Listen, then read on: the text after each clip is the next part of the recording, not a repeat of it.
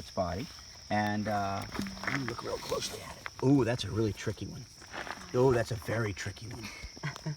Okay, you see the black shiny thing? Yeah. It doesn't quite cover the whole abdomen. So this could be a brachypterous adult, or it could be a nymph that's one molt away from adulthood, and what you're seeing are the wing pads or wing buds from which the fully formed wings will form, or will be held underneath. So the pointy things off to the side are called cerci, which help with sensitivity. Things coming from the rear side of the body can be picked up vibrationally with them. But you see that little middle thing that looks like a stinger? Yeah. That is the ovipositor. That is the structure from which the eggs will emanate when the female has to put them in the ground.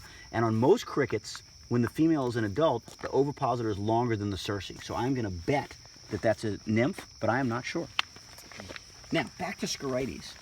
You'll notice that it is playing dead in a very interesting little posture. It's kind of got the front of its thorax and its head pointing up. Most ground beetles will not play dead. They will actively defend themselves by putting out aldehydes, ketones, phenols, esters, a barrage of nasty chemicals that most vertebrates just don't want in their mouths. But Scorites doesn't do that. And this is really kind of a very nostalgic bug for me, because when I was a kid growing up, the only place that I did my regular bug hunting was next door, where the neighbors had bricks that were on soil. And she had like 50, and I would turn over every single brick. And I would find a lot of these in the middle of uptown New Orleans, which I can't say I ever have as an adult. And I believe these are snail specialists, which is not an uncommon thing. Many ground beetles specialize in eating snails with their long, thin mandibles that they can reach into the snail shell with. But what I would find is that, not unlike the orthopteran defense that I was just mentioning, if you jack with them, they would regurgitate the contents of their foregut. And if you held them in your hand, they would try to dig right there, and it would hurt a little bit, because they have big, strong, powerful claws on their front legs. So if any of you guys want to see what that feels like, to go like that, it'll pinch you a little bit. Kind of got to. Oh my God, it's so cute. So I don't know how good his grip is, but if he falls to the ground, he'll be fine, because he's a heavily armored beetle, and then you can pick him up later. It's surprising, right? Like, if you don't warn people about that, they go, yikes, and they throw it on the ground, but you tell them, and they're like, oh, this is cool. It feels like my dog when he kicks me at night to get more space on the bed.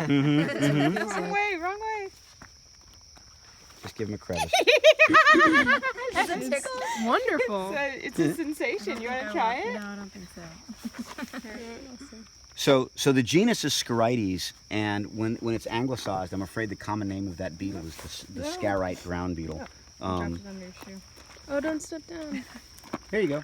You can pick it up. So when I was a kid, I called them stag beetles because they reminded me of stag beetles, but that's a totally different family. And it was like my biggest, longest running mistake from like the age of 7 until I was like in college. I thought that thing was a stag beetle, but it's a ground beetle. And the ground beetles really are a beautiful, amazing group of beetles. I like them a lot better than the two largest families of beetles in the world, the rove beetles and the weevils. And you can record that if you want. I will not back down. Oh yeah, this is going on Facebook. And Zach said he didn't like weevils. Wait, do you want to keep this? Just in case other people want to check it out while Craig is talking bats, I guess I'll bring it back with me, and I'll let it go in the woods before we head out. And